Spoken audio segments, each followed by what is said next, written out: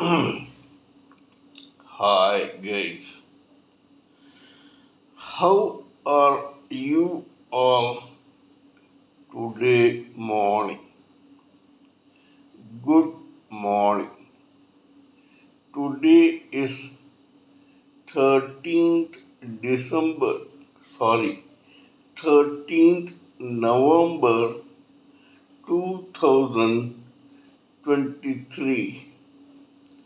My name is TSV Raghavan and I live in Chennai, Tamil Nadu, India. This is my spiritual vlog on YouTube. HARDAN, HARDAN, HARDAN, Haribol, TRSV, Nectar, NECTAR, Nectar. In this particular vlog, in all my previous videos, we have been discussing about the knowledge and information that we have gleaned through our study of spiritual books, scriptures, contemplation on the material universe, and meditation on the spiritual universe. This particular video in this vlog is no exception to that rule. In fact, it is a mere continuation of all that we have been doing in all my previous videos. So let us continue with the topic of discussion for today's video. But before that, I request you to kindly subscribe to this vlog and press the bell icon so that I may keep reminding you of all my previous, present, and future videos. So let us continue with the topic of discussion for today's video. In the past few videos, we have been trying to analyze and understand the three factors which are responsible for the psyche of a human living entity, whether male or female in this material world, to achieve anything that he or she has dreamt of, whether it is materialistic or spiritual. As has been mentioned before, according to the world famous iconic legend, the Emperor of France of 19th century, Napoleon Bonaparte, you need three factors combined together and their own permutation and combination according to the circumstances and situations of a particular period in this material world in a lifetime. One can achieve his or her dreams to reach a purpose of life in that particular lifetime. We all require these three factors very perennially to achieve that purpose. These three are: first, limitless ambition; second, ceaseless industry; and third, the determination to succeed. Ceaseless ambition is born when our own individual dreams become crystallized and become a focus in our life. Secondly, to achieve that particular crystallized dream called ambition, we have to put in ceaseless and extraordinary amounts of effort so that we may make that particular dream a reality. Third, just having an ambition, which is the crystallized form of a dream, plus putting in a lot of effort to achieve this dream, turned ambition is not enough. The most important factor that one needs is an absolute focus and determination in life as per our own cerebral faculties, experiences, maturity, knowledge, whims, fantasies, and other such factors to achieve that particular ambition, and to achieve it we have to have that particular purpose or ambition as an extension of our own life and psyche. We must focus on our purpose and ambition to such an extent that one day or the other, this particular ambition becomes our own extension of life. And how to authenticate this particular theory, we have been discussing several case histories which have vouched for the reality and truth behind this argument. For that, we have discussed several case histories of material as well as spiritual kind. In other words, we have come across great achievers in the material as well as spiritual world who put these three factors in life to good positive use to such an extent that these three factors, along with their own psyche, became a part of their life. They focused only on that purpose so that they could reach dizzy heights. As has been mentioned, case histories have been both material as well as spiritual. Today we shall discuss some other such case histories which will authenticate the truthfulness of this particular argument, theory, opinion, views, and idea. This particular case history goes as follows. There is a place called Navadvip in the state of Bengal, of which the western side is still a part of the country of India, and the east part is a part called Bangladesh, which is a separate country in the Indian subcontinent.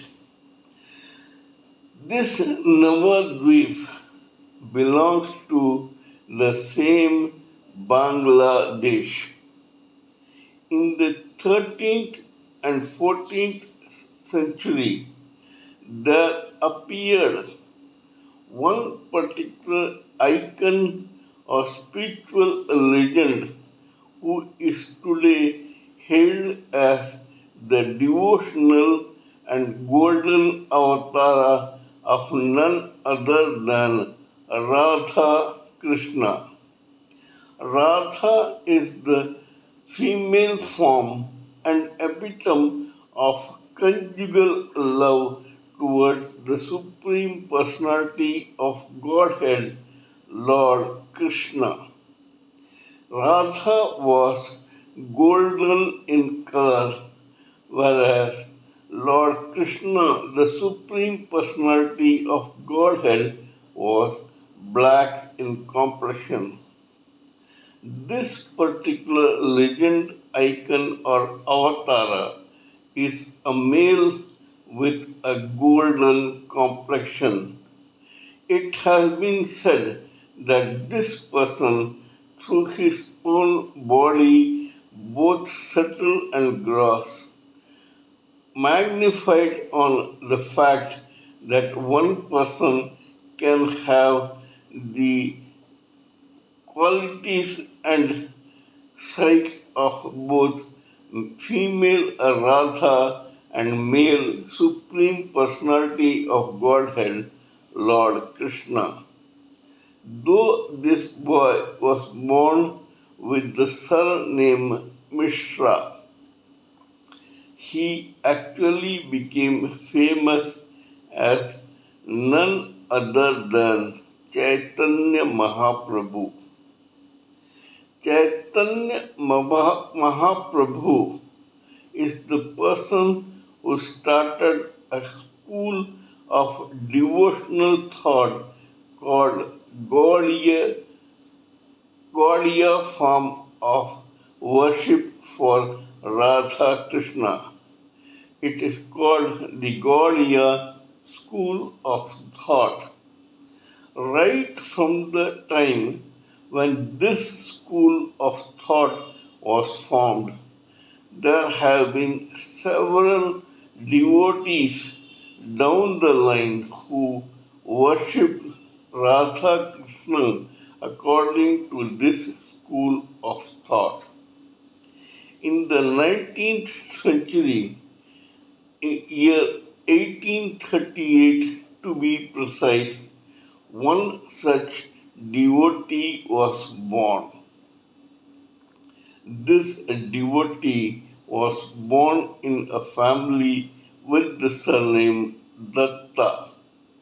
He later became famous as a great devotee or ardent devotee in the same school of Gaudiya thought and became famous as a spiritual saint called Bhakti Vinoda Thakura.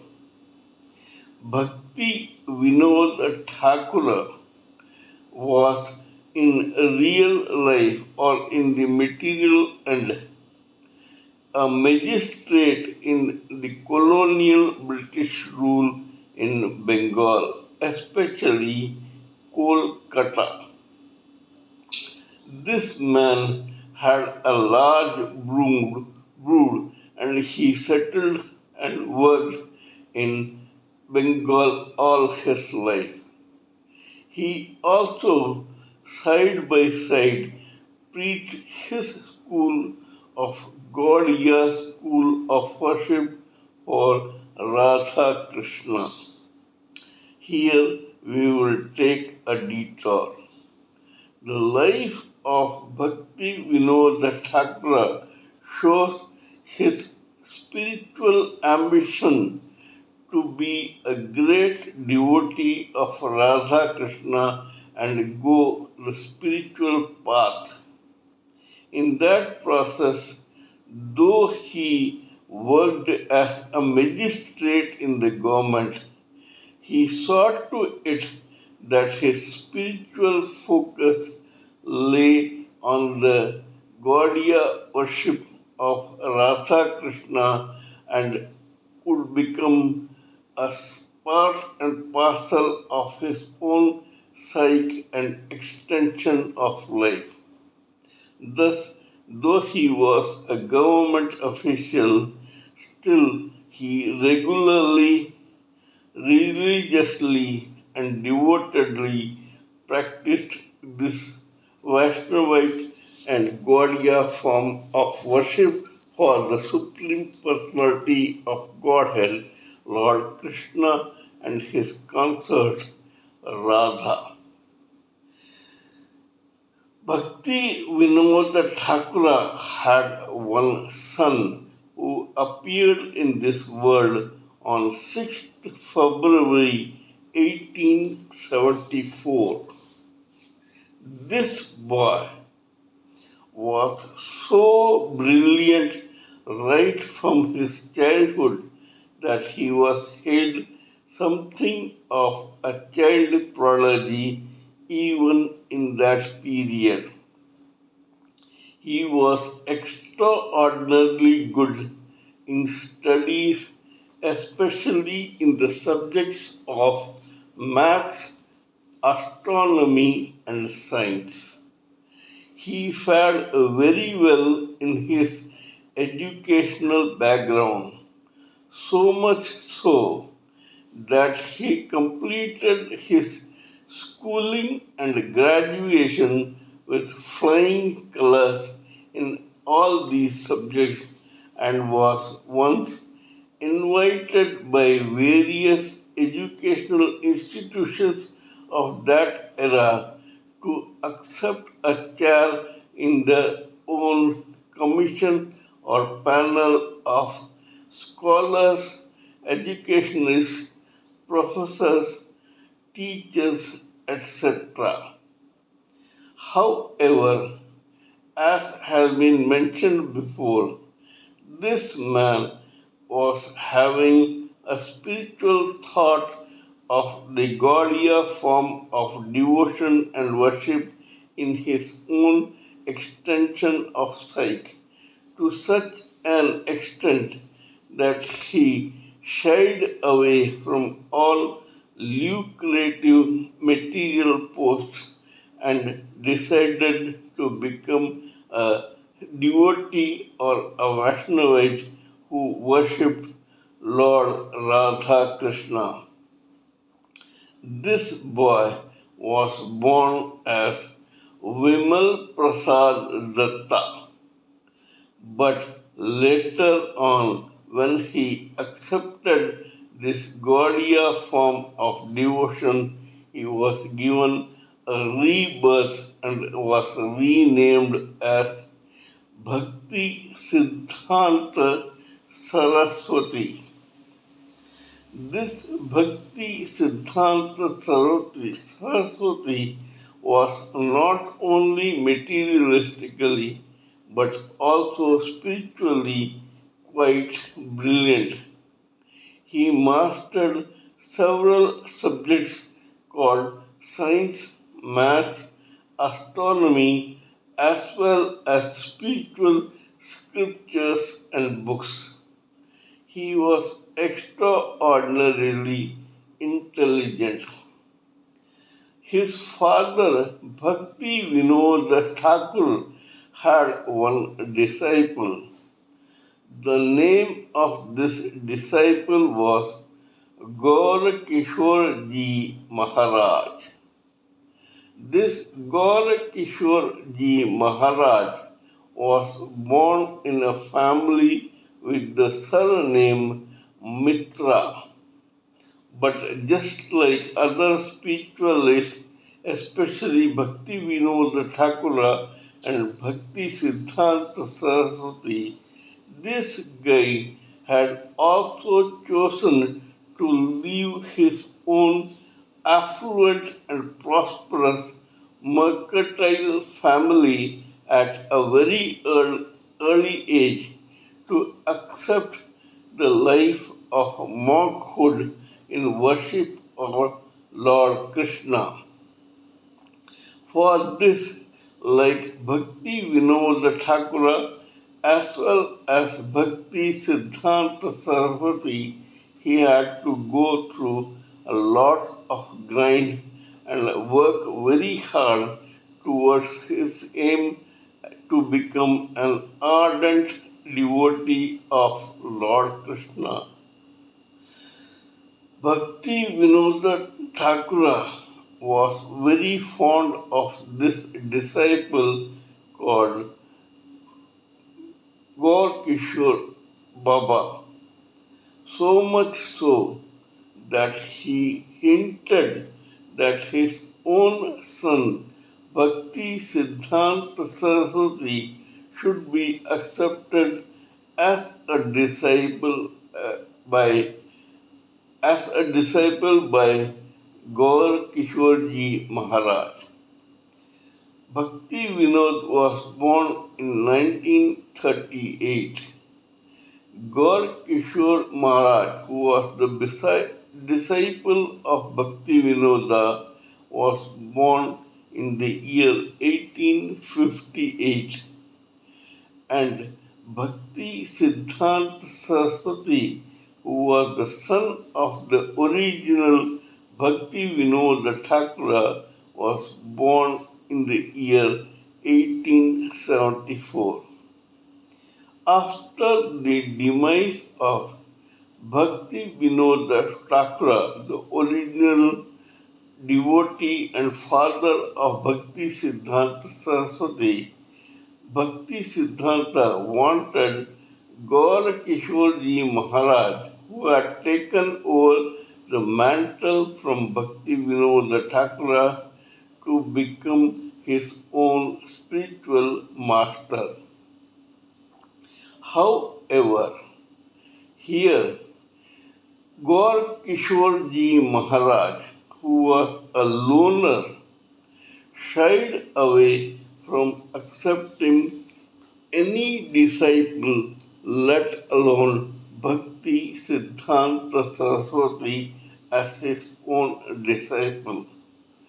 Gaur Kishorji Maharaj was a total renunciant who only wanted to focus on his own ardent devotion and worship for Radha Krishna. He was a wandering mendicant, so much so that he was hardly in his seat in the school of thought of Radha Krishna's devotion in that particular area of Bengal. When this happened, Bhakti Siddhanta Saraswati decided to adopt, albeit grudgingly, the Asura form of worship. In the Asura form of worship, Bhakti Siddhanta Saraswati alias Vimal Prasad Datta, the son of Bhakti Vinoda Thakura, went to a hanging photograph of Gaur Kishorji Maharaj, who was nowhere in sight, and took an initiation to be a spiritual disciple of Gaur Kishore Maharaj by using that particular photograph as a witness of this initiation. In other words, he did all the formalities to initiate himself as a disciple of Gaur Kishore Maharaj, and he put on all the garments and the garlands which were required to become a disciple of Gaudiya school of thought on Radha Krishna. Bhakti Siddhanta Saraswati was extremely intelligent and spiritually inclined. He was a very erudite scholar and was well versed in various material as well as spiritual subjects.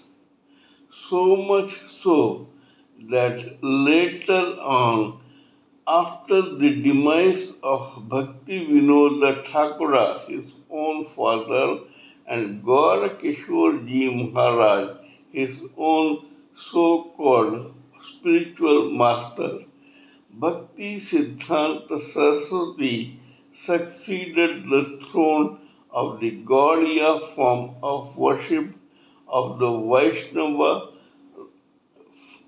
devotees were worshipping the form of Radha Krishna.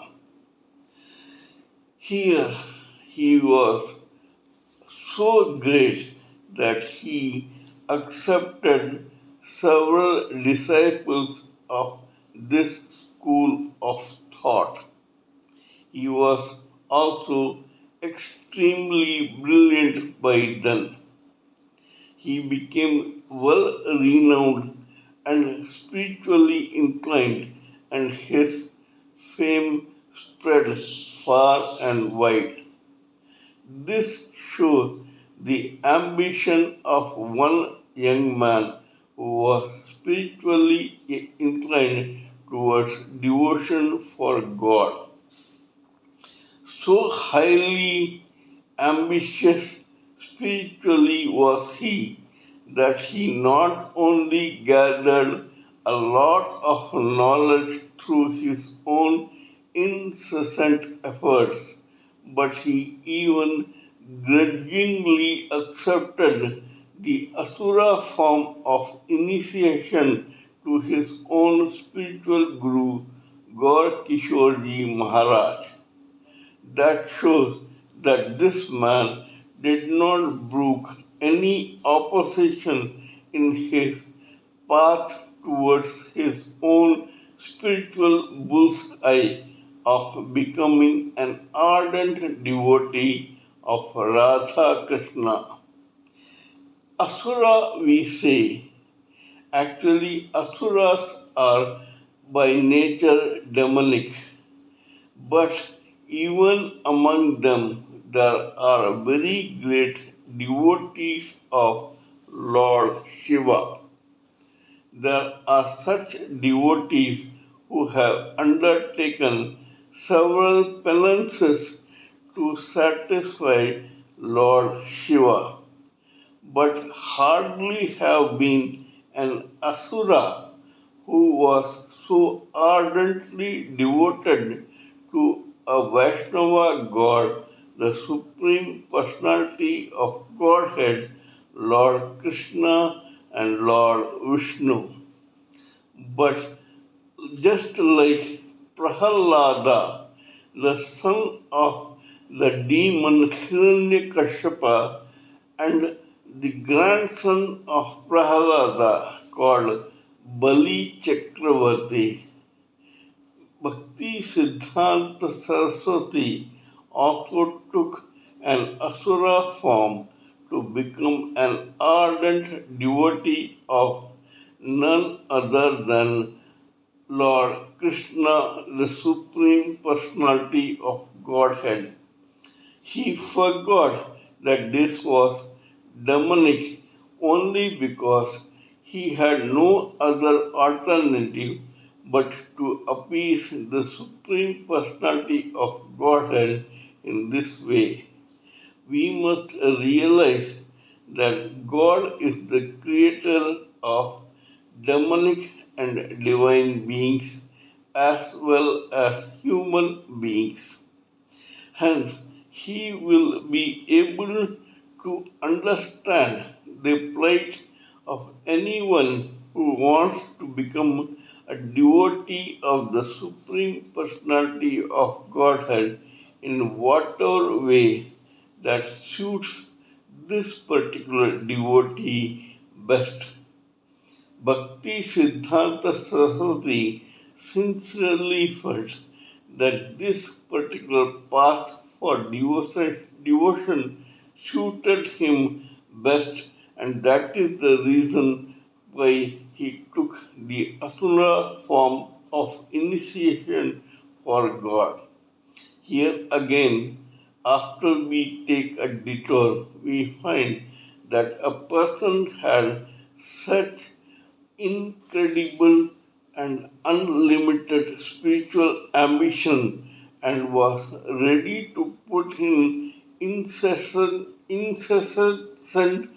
effort to become a devotee of Lord, that he, to achieve his own path of devotion for the Supreme Personality of Godhead, came down to demonic form to become initiated as a spiritual disciple of Gaurakishore Ji Maharaj. Bhakti Siddhanta Saraswati was the spiritual master of the very great, iconic, and legendary Bhakti Vedanta Saraswati, the founder of ISKCON, that is International Society for Krishna Consciousness, which is spread internationally around and which has Radha Krishna temples all around the world as on date. If only what Bhakti Siddhanta Saraswati had done by taking that demonic step was wrong. Such spiritual success could not have been achieved by his own disciple Bhakti Vedanta Saraswati. Today, ISKCON is a cult in itself, very popular in Europe, America, South America, and other continents all around the world.